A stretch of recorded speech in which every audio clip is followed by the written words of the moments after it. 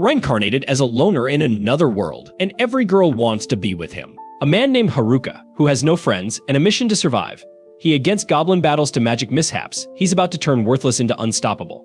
The story begins with Haruka, a boy hiding from a group of goblins who are busy preparing their meal. Trying to slip away unnoticed, Haruka accidentally snaps a tree branch, instantly drawing all the goblins' attention.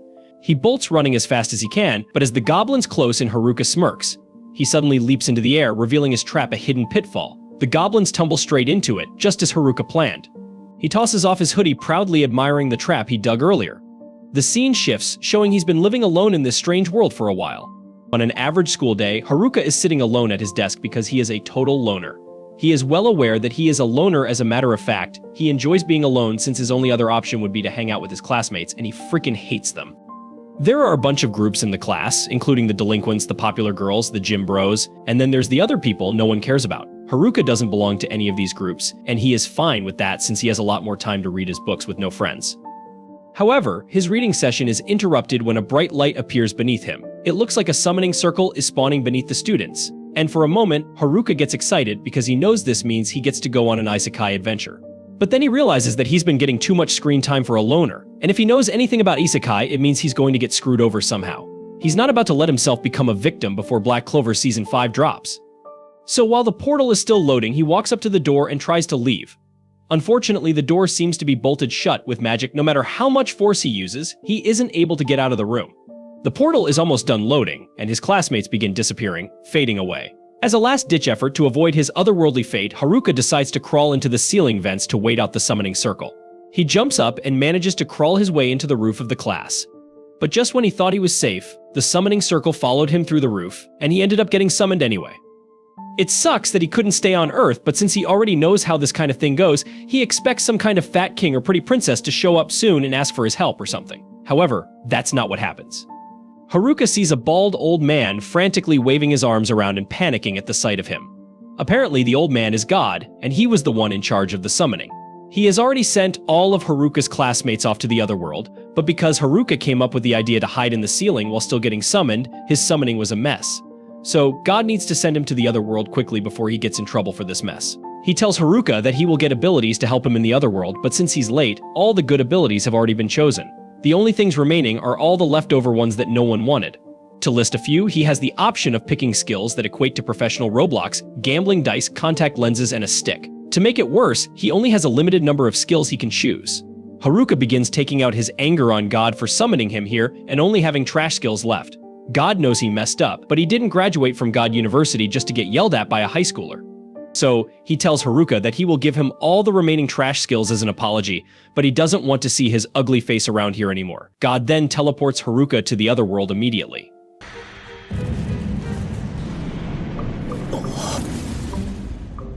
チートスキルは早い者勝ちで、いや魔法をゲットするようだが、43人も召喚するのはダイスはないな。村人 A セットとコンツ A ってほぼ棒だよね。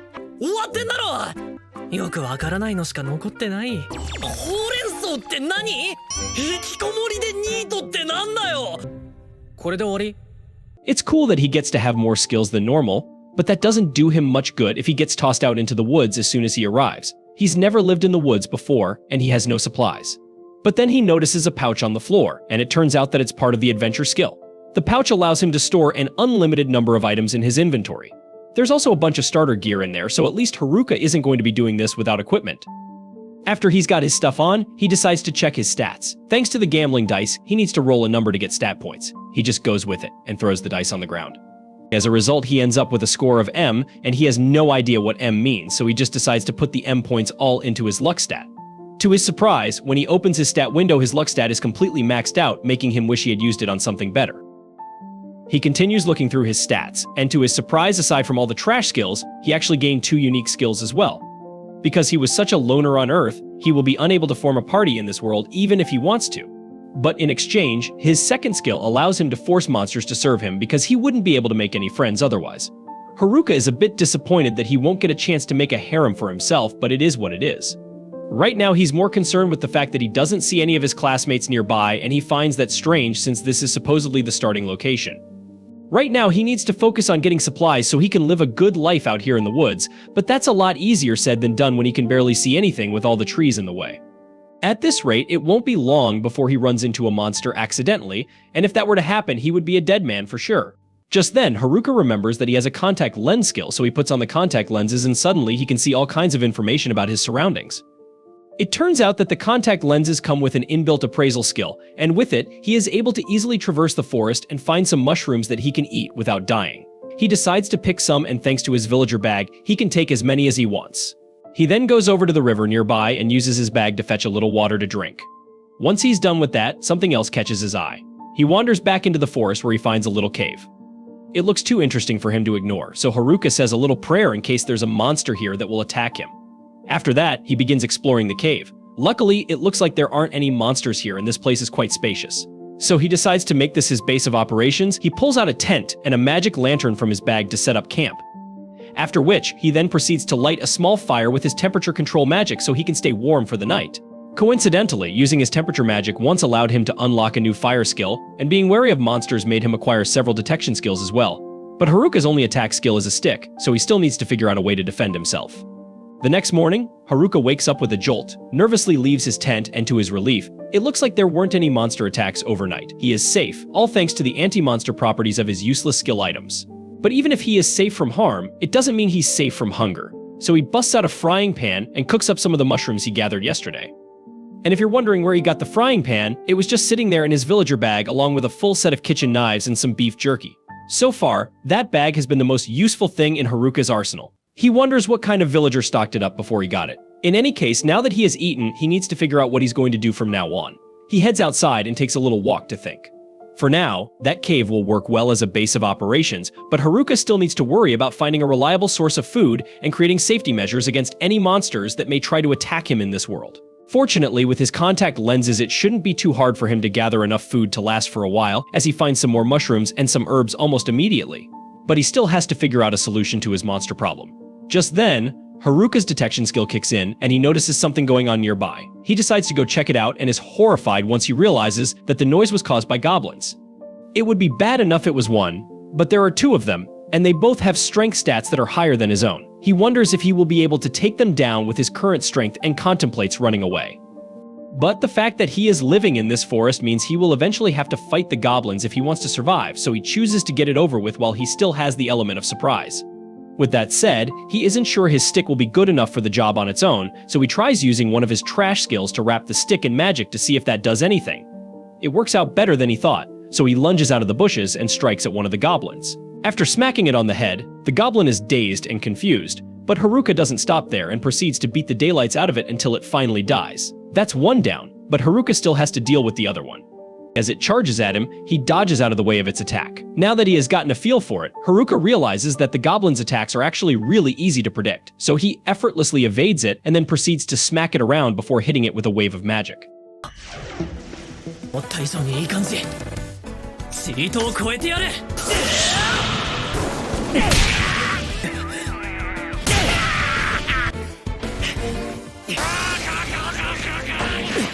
攻撃は単調。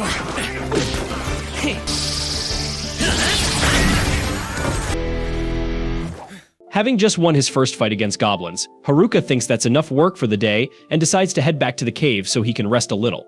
Once he's back, he roasts some mushrooms for dinner and takes a look at the club he looted off the goblin corpse. It may have high damage, but it's heavy and has a short range. Haruka decides to continue using his stick for now. He then checks the rest of his stats, and to his surprise, he managed to level up from the fight he had today. Not only that, all his existing stats were doubled as a result.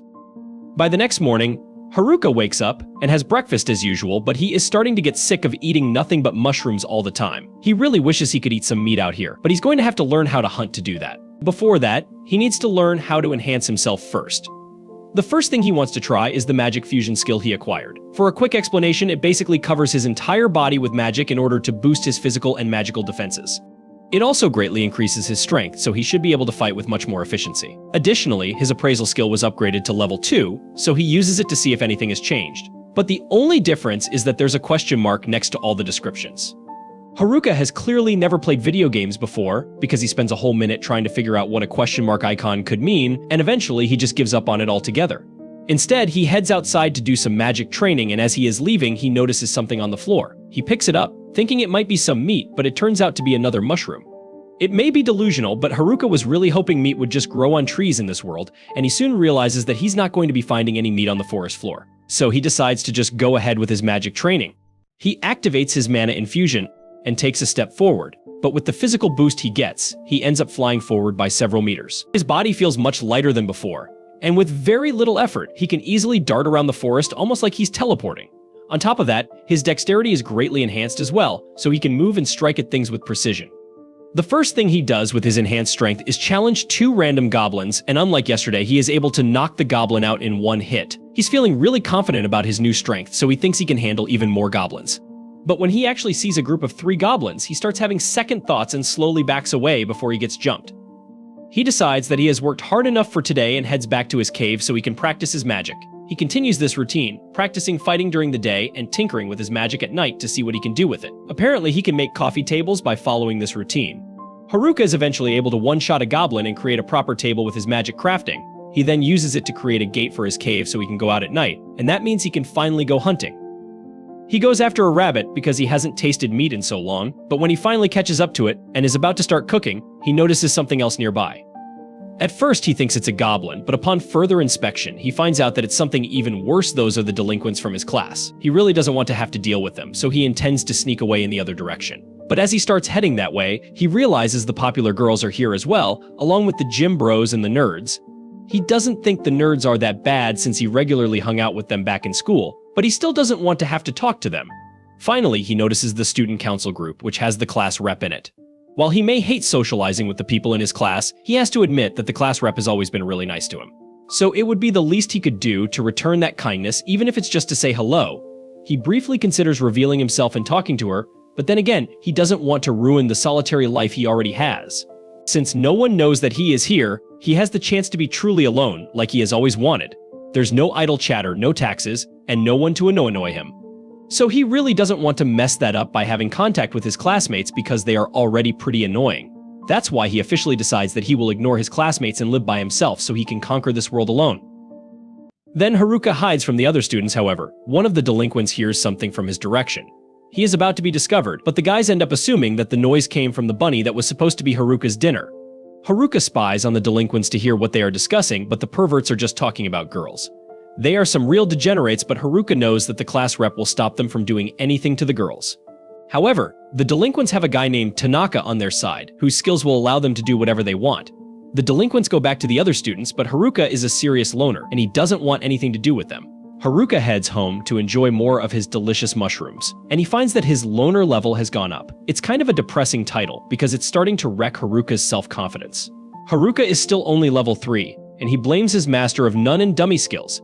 He isn't sure what they do, but he assumes that Master of None means that he can't stay focused on any one thing long enough to make it really strong. However, it does allow him to accomplish a lot of different things. As for the dummy skill, Haruka assumes that it just makes him a puppet, which would make it the worst skill to ever exist. Haruka decides to eat his troubles away, but this just reminds him that he doesn't have any meat to eat. On day 7, Haruka wakes up to the sounds of fighting. He finds the nerds in battle and wonders if he should help them. He uses his appraisal skill on them and is shocked to find that they won't need his help at all. They have way better classes than him, and Haruka is the only one in need even among the nerds. This reminds him that, unlike him, they actually have overpowered skills.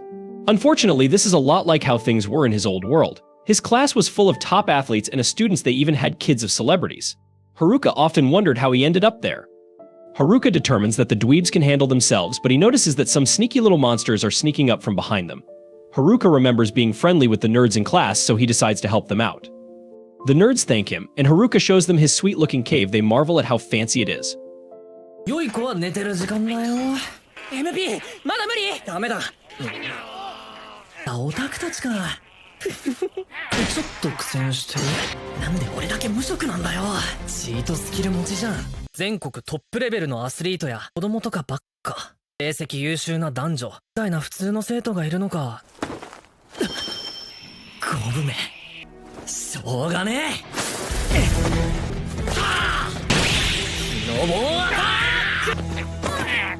Haruka explains that he just learned how to use earth magic, and he used it to make his cave really secure. They wonder if Haruka did all this alone, so he points out that he's always alone. Haruka wonders why the nerds are with the other students, and he is shocked when they reveal that they're on the run. It all started when everyone was transported before Haruka. Everyone was in shambles because they didn't know anything about being Isekai, but the nerds were well versed on this subject. They were already assigning points into their skills, so the jocks demanded information from them. Everyone else was falling apart, but the class rep knew that they needed to keep quiet in the woods. It was too late, however, as they were already found by a group of goblins. Haruka is shocked to hear that even the delinquents were trembling in fear, but this was the perfect time for the nerds to shine. They acted like they were the protagonists of their own anime and began taking out the goblins. The jocks were inspired by all the nerdy bravery going on, so they helped out and the monsters were defeated. The class rep quickly gathered herself and led everyone to a safe riverside clearing. The nerds took the opportunity to shine even more as they helped everyone set up camp. Thanks to their lifelong dedication to avoiding touching grass, they became experts in all things Isekai, including survival. The class rep organized everyone and put them to work. Soon enough, everyone came together and began working as one. This didn't last long, however, as the popular girls decided that they didn't want to work anymore. The class rep tried to explain that their best chance of surviving was by sticking together, but the group started to fall apart. They were all tired of working so hard, so they just left all the responsibilities to the nerds. The class eventually fell apart completely, and there was nothing the class rep could do. From then on, only the class rep, the nerds, and a couple of other students did any work. The other students were just so lazy, so the nerds began to resent them. They were even in charge of doing all the fighting. The nerds were super dependable though, as they just wanted to get stronger and level up. This was because they saw what skills the delinquents picked. Some of the skills they chose were Charm and Puppeteer, 2 abilities that grant control over other people. The nerds knew that the delinquents had bad intentions, so they were leveling up to stand against them. The delinquents were working hard to level up as well because they needed to in order to use the skills. The nerds kept a very close eye on the delinquents, and they eventually heard what they planned to make some of the girls do. The nerds told the class rep, so she decided that she would have to level up as well. Unfortunately, the delinquents reached the level requirements for their skills soon after. The class rep just so happened to run into them at the worst moment, but seconds later, the delinquents were on the ground. The nerds were prepared for this very moment, and they used their seal abilities to seal the Charm and Puppeteer skills of the delinquents. They exposed the forced plans of the delinquents, so the delinquents ran out of the camp. However, one night, the delinquents made their return, and they got their revenge by using weapons. They destroyed the camp and declared that they would be back later to cause more chaos. For some odd reason, the nerds ended up receiving all the blame for what happened. The popular girls, whom they kept from becoming puppets, were the ones to turn on them first, and the other students followed. The class rep and a few other students took the nerds' side, but it was too much to deal with, and the nerds decided to just leave. Haruka feels really bad for them, so he throws a mushroom party for them. Haruka ends up spending the next day with the nerds as well, and he determines that not being a loner is okay sometimes.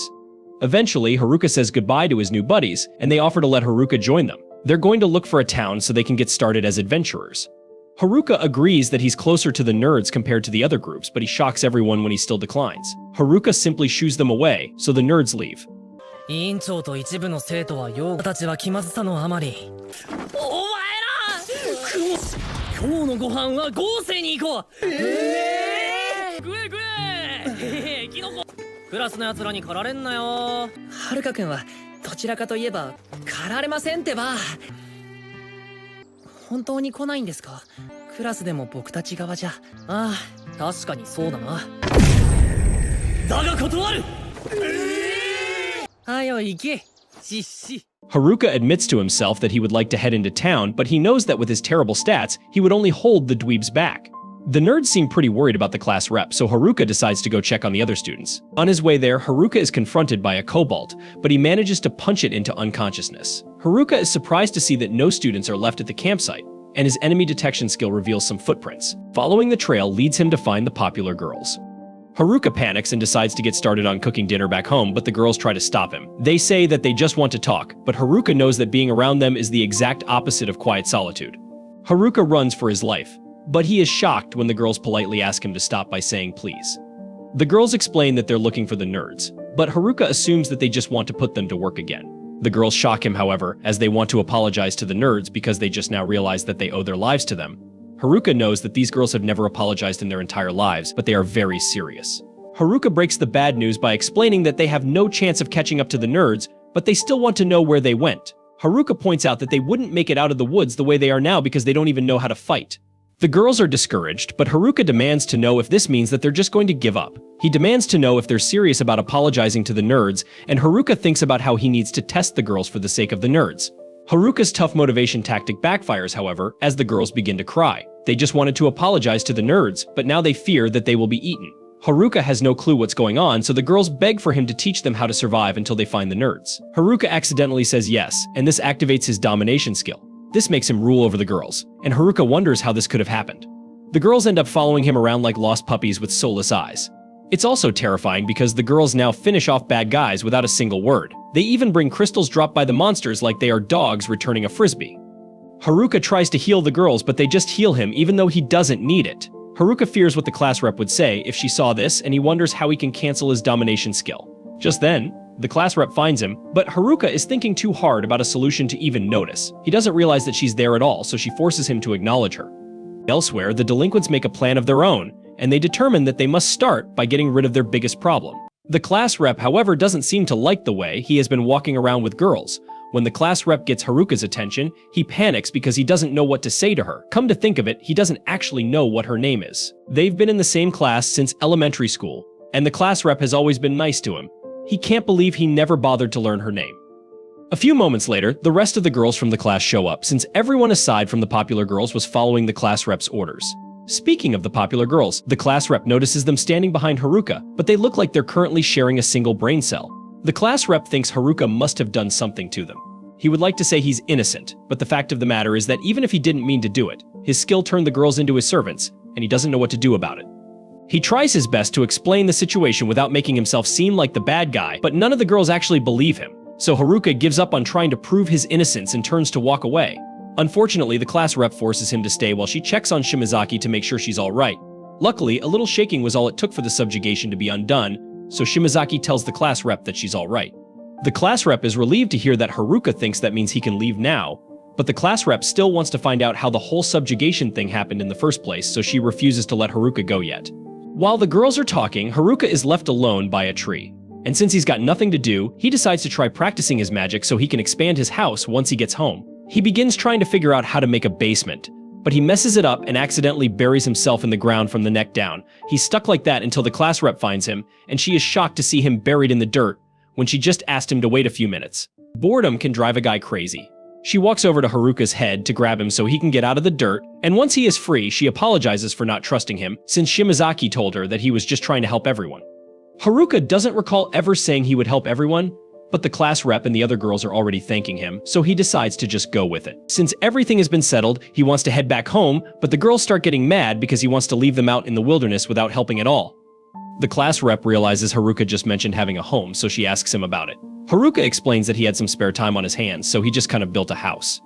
The class rep can't believe he managed to build an entire house by himself while they've been struggling to manage a camp. The other girls are extremely impressed as well, so they call a meeting and begin talking amongst themselves. The class rep asks how many people Haruka's house can accommodate, and from the way he designed it, it would fit about 240 people, but he would have to move some furniture around and empty the indoor pool. The class rep is really jealous of how well Haruka is doing for himself, and as much as she hates to bother him, she asks if she and the other girls can stay with him for the night since they're all currently homeless. Haruka freaks out because it's one thing to invite guys to stay over for the night, but this is an entire class worth of girls, and he's having a hard time controlling himself. Once he calms down, Haruka begins leading them all to his house, but because of all the time he has spent roaming these woods, he is far better at getting around. One of his skills even gives him some helpful pointers to keep him going in the right direction. Eventually, Haruka makes it back to his house with the girls, and after catching their breath, they are stunned by the magnificence of Haruka's house. It's been so long since they've had a roof over their heads or experienced the wonders of indoor plumbing, so as soon as Haruka mentions that there's a bath over in that direction, the girls start frantically running towards it and strip down right there in front of Haruka. There's no way he can handle spending an entire night in the same room with all of them, so he sets up a tent to be alone and prepares to go to sleep. おいでませー。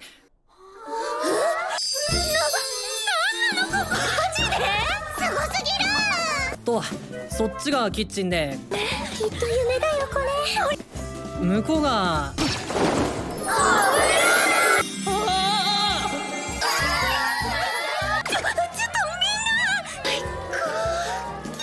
Just then, the class rep walks into his tent because there's something she wanted to talk to him about. First of all, she thanks him for all his help because she wouldn't have known what to do without him. After the nerds left, the gym bros decided to leave as well, so the girls were all left on their own. It's been tough, but now that they've had a bath and a good meal, the girls are all in high spirits once more. Still, even though things worked out eventually, the class rep feels that she has failed as a representative because she couldn't do anything to help the class's situation by herself. Haruka thinks she's being a little too hard on herself because up till now, she's been the one protecting the girls and keeping them together. That may be true, but the class rep says it just got lucky because they didn't run into any monsters out there.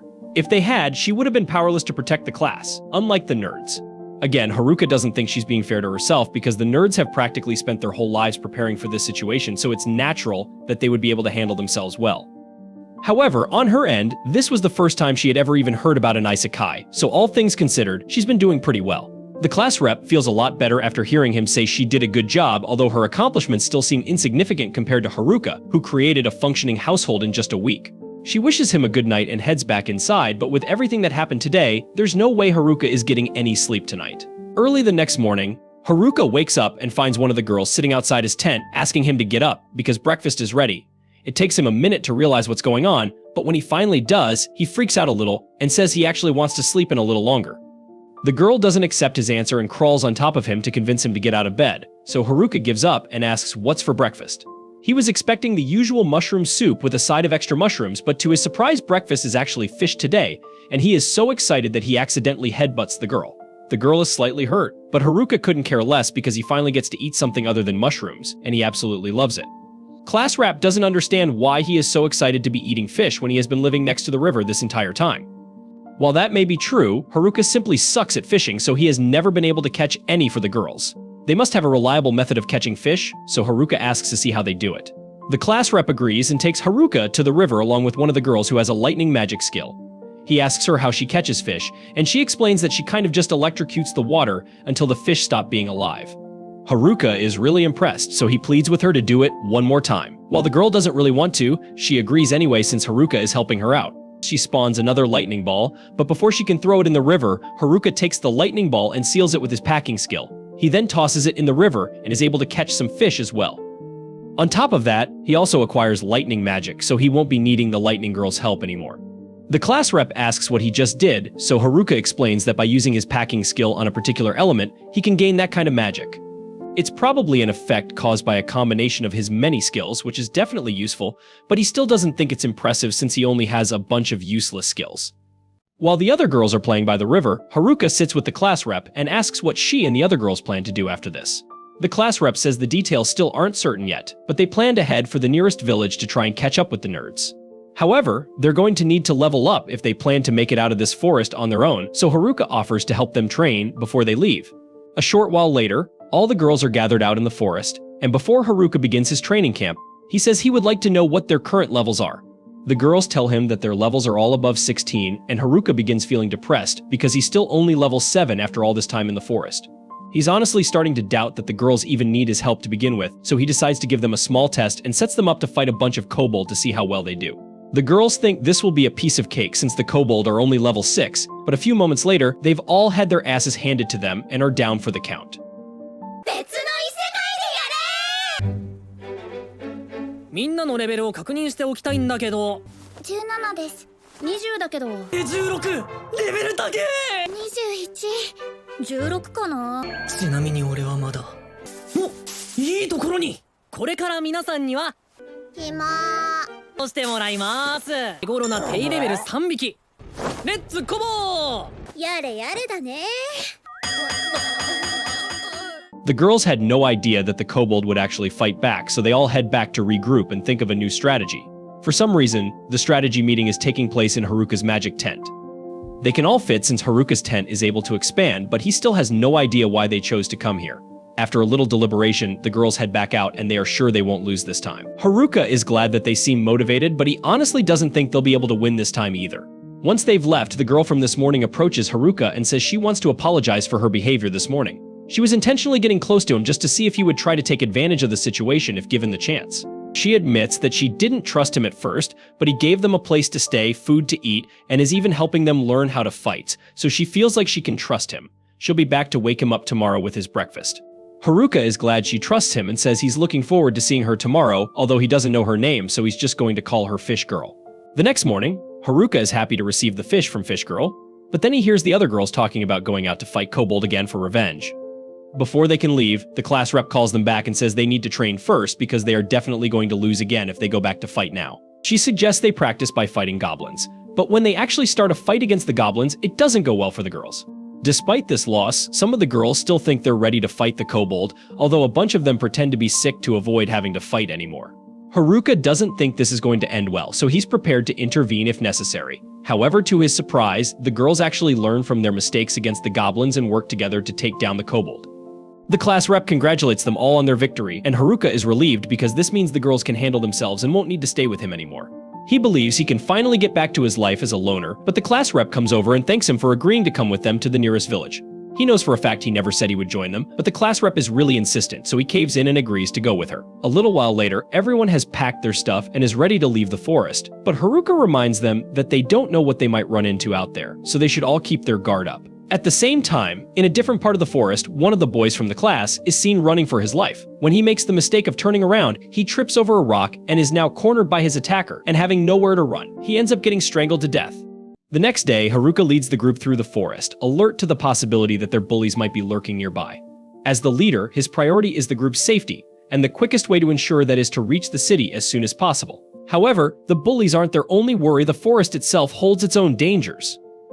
Suddenly, a massive orc blocks their path. Haruka orders everyone to stand back and carefully assess the situation as he faces the creature. The orc swings its club, narrowly missing, giving Haruka a chance to gauge its speed. According to what they know, this type of orc has high resistance to physical attacks. Magic is the best way to defeat it. With that in mind, Haruka opens his menu, browsing his spells across the 4 elements: fire, water, earth, and air abilities he has honed in practical ways, even for chores. Despite the threat, Haruka is completely focused on his own actions. The orc resumes its assault, smashing a tree that Haruka had used for cover. As its swings grow dangerously close, Haruka quickly maneuvers behind it and strikes it with a stick, surprising everyone. The orc collapses with a single hit. Haruka grows pensive, having just stated that orcs are resistant to physical attacks, yet he has defeated one with just a stick. The girls gather closer, puzzled by the odd encounter. Even Haruka can't explain it but promises to use magic next time. Before long, the group encounters another orc. This time, Haruka tests his fire magic, hurling a fireball to win with ease, once again leaving everyone puzzled by his effortless victory.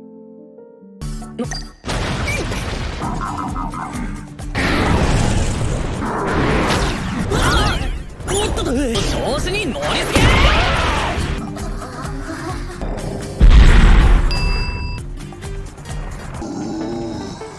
肥満法あれだ魔法でもなかなか死なないって聞いたけど The girls realize Haruka might be too overpowered for a conventional fight, but by nightfall, they are less frustrated, especially with roasted meat at their improvised campsite. A little further off, Haruka uses earth magic to set up a deep pit trap for security. His magical tents not only repel monsters but also detect nearby presences, ensuring the group's safety. With the camp secure, he maps out the route for the next day, checking the river's location. When he suddenly senses a presence nearby, he rushes to investigate. He spots some figures, fearing they're the bullies, but instead finds friendly athletes, suspicious of their intentions. Haruka assumes they're after someone in the forest, but they clarify they're actually looking for him. Meanwhile, the girls don't trust anyone from the class. The athlete's leader, however, warns Haruka of a dangerous skill roaming the forest that's more concerning than hypnosis or mind control. A skill called hijack. Haruka recalls hearing of this skill, and the athlete confirms it, but it isn't the delinquents who have it, rather, it's an outsider. Haruka jokingly taunts the athletes, suggesting he might possess the skill himself. They admit it might be better in his hands than in the bullies and ask if he knows how to use it. Embarrassed, Haruka admits he only has the magic of servitude, a concept the athletes aren't familiar with but trust him regardless. A bit annoyed, Haruka warns them not to underestimate lunars.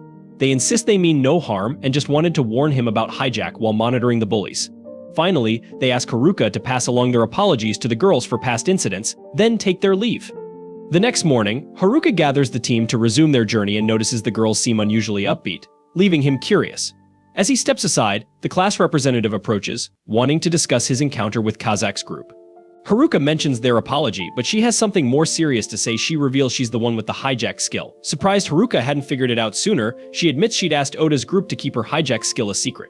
Now that Haruka knows, she wonders why he chose to help her despite the skill's deadly nature, one that lets her steal someone's abilities by taking their life. Haruka responds lightly, but she explains that hijack is considered the most terrifying and sinister ability. Haruka remarks that even a group of nerds who had sealed away other dangerous skills hadn't touched hers, believing only she should wield it. Touched, the class rep tears up, playfully blaming Haruka for making her cry. He jokingly dashes off, though she's grateful for his support. Later, the group continues toward the river. Once they reach the spot Haruka had planned, he suddenly dashes forward, testing his magic infusion and using his magic weight skill to make himself lighter. This lets him leap high into the air, hopping from branch to branch until he reaches a great height. Despite his efforts, he still hasn't learned to fly, so he crashes down, nearly losing all his HP. He would have died without his magic infusion, but at least he's found the right path, even if it involved briefly playing bird. 委員長はそっちをお願い。まずは魔力点のスキル金量魔法で体をここからはたとえチートスキルじゃなくてももっとさらにはいグラ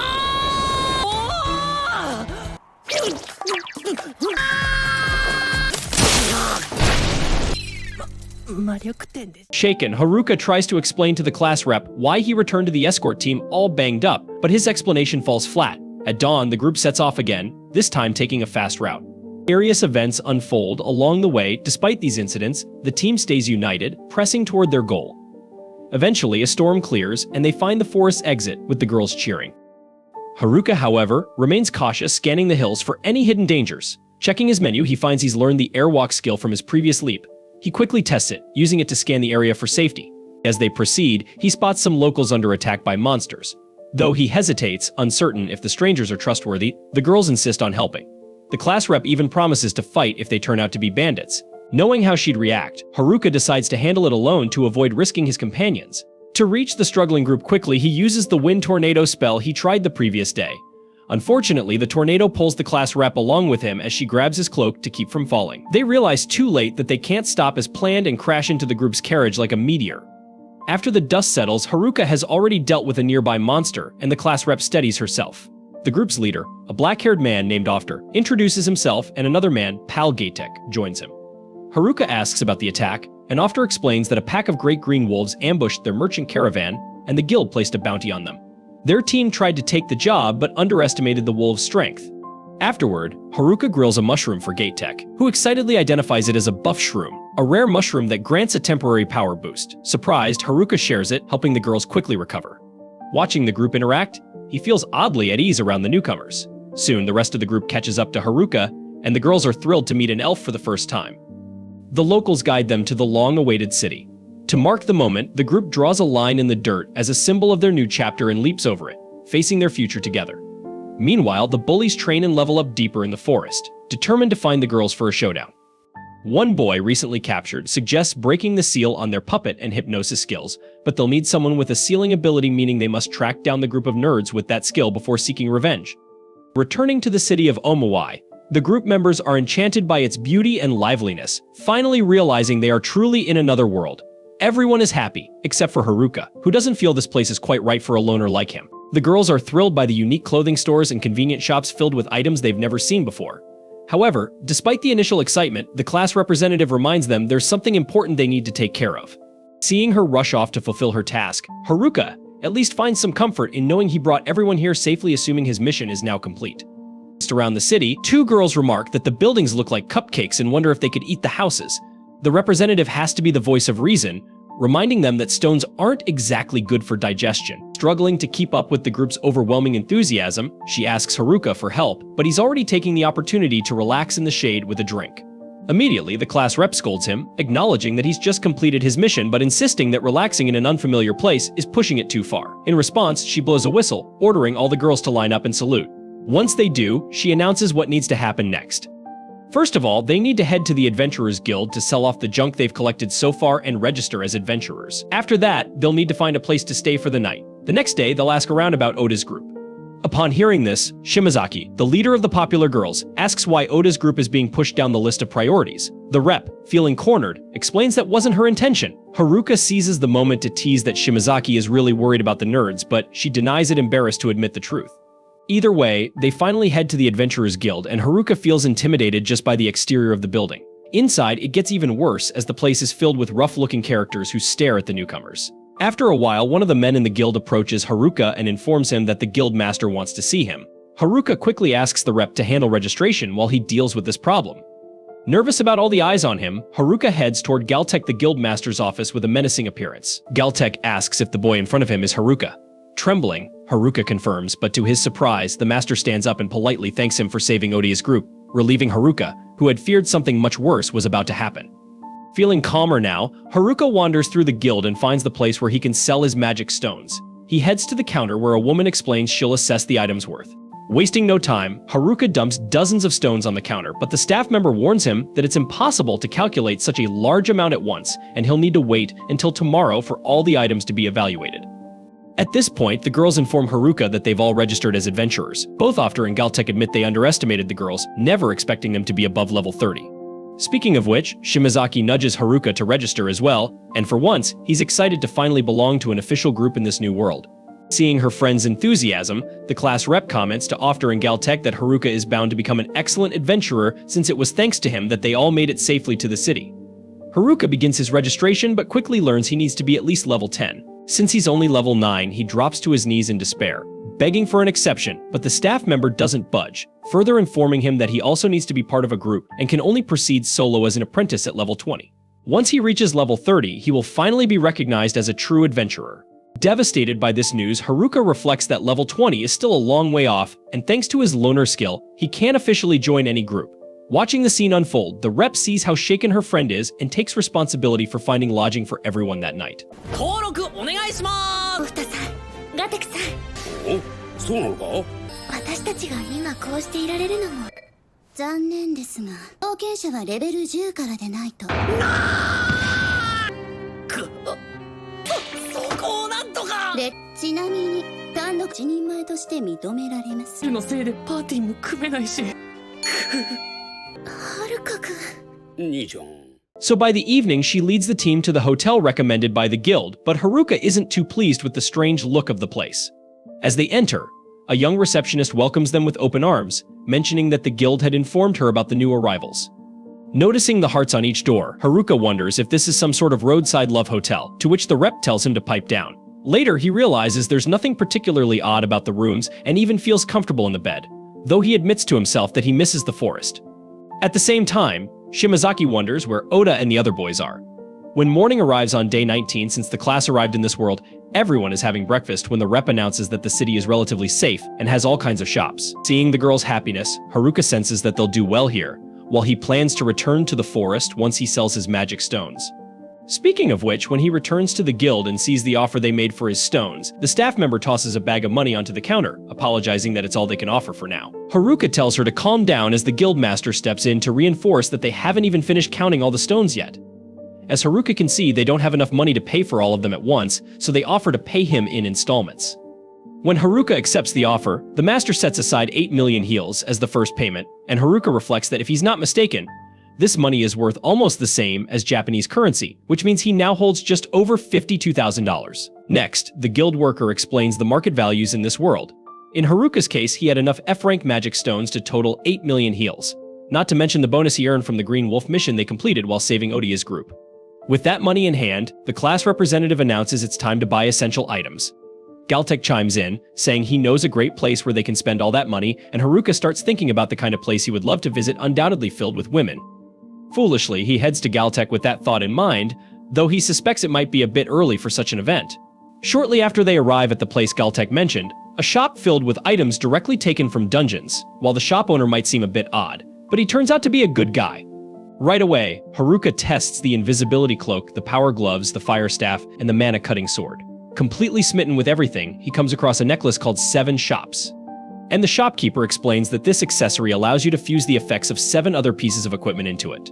Even more obsessed with this item, Haruka is interrupted by the class rep, who orders him to return to the hotel immediately because it's time for bed.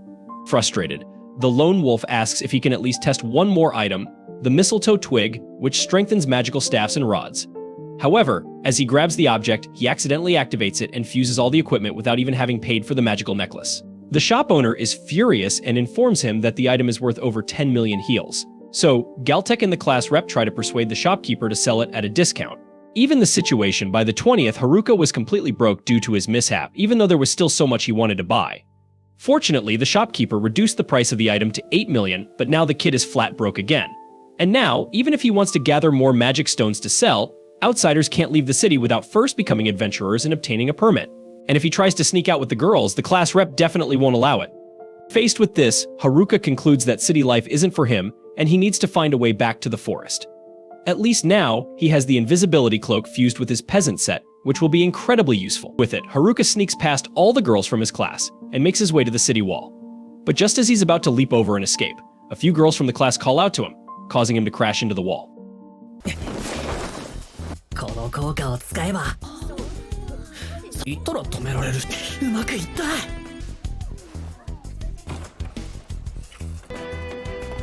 あとは外壁を飛び越え。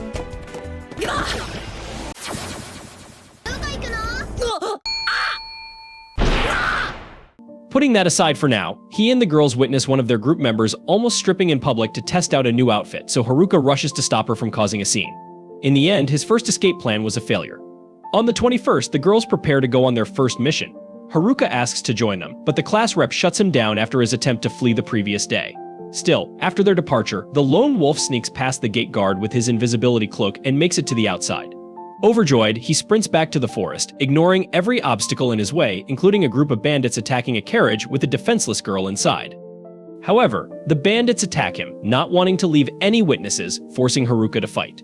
So he summons his fire bullet to take care of the situation and return to the forest. With that, he takes down all the thugs and realizes that his wooden staff has evolved into a cane, becoming much stronger, all thanks to the mistletoe twig he activated in that shop. Or maybe the fire staff he fused also had an effect.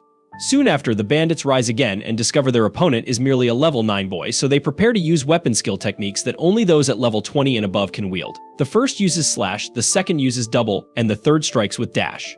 Haruka notices that these are powerful skills, but the thugs have no idea how to use them properly, so they end up exhausting themselves and losing on their own. With this, the lone wolf realizes that while weapon skills are potent, these enemies were still weak and couldn't handle their own abilities. Then, the girl from the carriage thanks the stranger who saved her. She introduces herself as Muriel, a noble with such an odd personality that even Haruka can't quite understand her behavior. She explains that she's the daughter of a local lord and asks the young man to accompany her for the rest of her journey, as she doesn't feel safe after the attack. Of course, she's more than willing to show her gratitude for his help, though Haruka was eager to return to the forest. That last part convinced him to stay and assist. Inside the carriage, Muriel asks which city Haruka came from, so he explains that he came from a horrible place with a lousy guild where they don't even let visitors leave whenever they want. Because of this and other reasons, the boy is certain the lord of that city is as awful as the place he governs. Upon hearing this, Muriel starts crying as she's the daughter of the lord of the city Haruka just insulted. By the way, this carriage is headed back to Omui. Upon realizing this, Haruka panics and tries to get out, but the noble insists she needs to reward him for saving her. Meanwhile, the athletes and the bullies clash in the forest, but the leader of the athletes is pierced by an enemy's blade.